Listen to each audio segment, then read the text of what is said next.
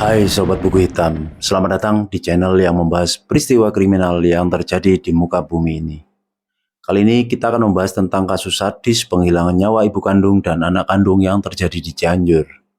Sebelum lanjut, jika kalian suka channel ini, silakan like, komen, dan subscribe ya. Kejadian ini diawali dengan ditemukannya tengkorak atau kerangka manusia di sebuah perkebunan warga, dan kerangka tubuh di saluran irigasi yang berdekatan dengan lokasi pertama. Lalu beberapa warga melanjutkan penyisiran dan menemukan kembali beberapa potongan tulang belulang manusia. Serentak warga itu heboh ya. Kecurigaan warga ini langsung mengarah pada hilangnya Lilis, 51 tahun, dan cucunya Siti Nurhayati yang berusia 3 tahun, yang sudah lama tidak kelihatan di lingkungan tempat tinggalnya. Dan warga berinisiatif melaporkan penemuan tersebut dan kecurigaan warga ke Polres Cianjur.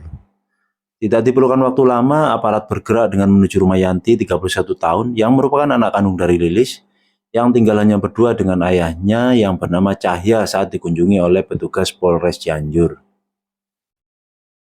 Tidak ada informasi bahwa Yanti ini tinggal bersama suami atau sudah berpisah dengan pasangannya.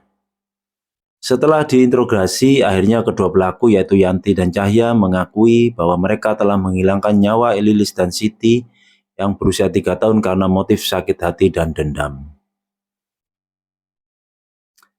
Awalnya mereka tidak langsung mengakui dan justru mengarang cerita bahwa mereka mendapat bisikan dari makhluk buto hijau yang memerintahkan untuk menghilangkan nyawa kedua korban. Lalu, apa yang menjadi motivasi keduanya menghilangkan nyawa kedua korbannya? Ternyata si Yanti mempunyai dendam lama terhadap ibu kandungnya, karena merasa sejak kecil selalu diabaikan dan tidak diperhatikan. Yanti ini 3 bersaudara dan dia adalah anak pertama. Sejak kecil Yanti ini merasa diasingkan oleh ibunya dan diperlakukan berbeda dengan kedua orang tuanya. Sedangkan si ayah sakit hati karena saat ingin meminjam uang kepada istrinya untuk melunasi hutang sejumlah 90 juta tidak direspon. Padahal Cahya menganggap istrinya mempunyai harta untuk melunasi hutangnya tersebut.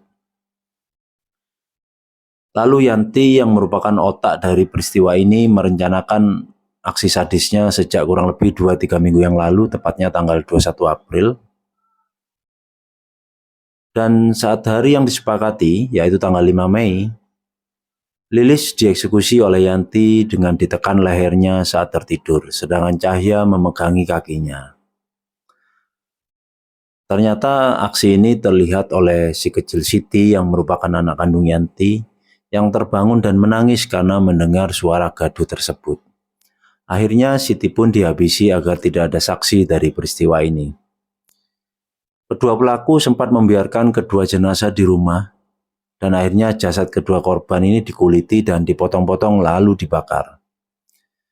Setelah itu kerangkanya dibuang beberapa tempat untuk menghilangkan barang bukti. Setelah tertangkap, nampak ekspresi keduanya seperti psikopat, terlihat dingin dan tanpa penyesalan. Akibat perbuatan kedua pelaku ini terancam dengan penghilangan nyawa juga. Oke guys, sekian dulu pembahasannya. See you on the next video.